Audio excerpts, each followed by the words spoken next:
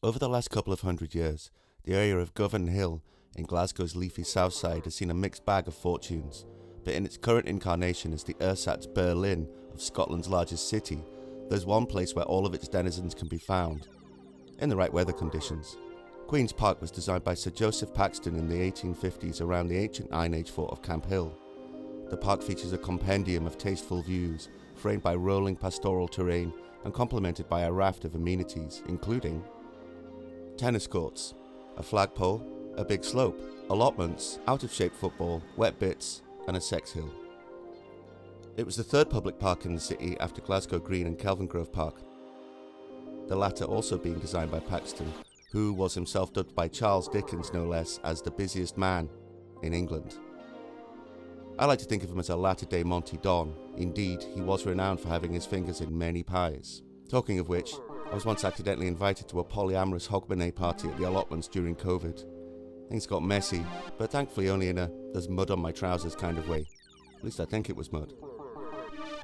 After decades of deprivation at the hands of both local and UK government, Govan Hill by the late 1990s was a shadow of its former self, stuffed with bed-sits and piss-soaked boozers.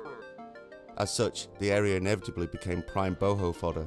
Cheap rents and very nice high-ceilinged flats led artists by the nose from the now fully saturated and overly expensive West End. The changes were subtle to begin with, the odd pair of Birkenstocks, maybe some ethnic pantaloons. But like a grey-haired guitarist falling out of the Victoria bar on a Sunday afternoon, gentrification gathered an unstoppable momentum. Before long, every single drinker in Queen's Park Cafe had red trousers. They were called Hugo or Tomothy. Ethical bakery spread like a yeast infection, and Queen's Park became stuffed from arse to beak by an army of ninnies, who, were they not already listening to Florence and the Machine in high volume in public, would likely think that her band's name was actually the title of Walter Benjamin's rather poorly received second vegan cookbook. In the summer months of 3 days in mid-June, Queen's Park nowadays becomes a veritable locus for people who, let's just say people who've not yet learned to moderate the volume of their voice.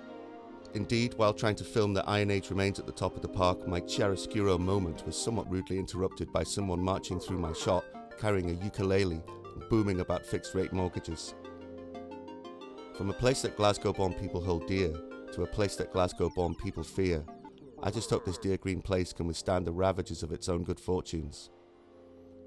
Gelato, anyone?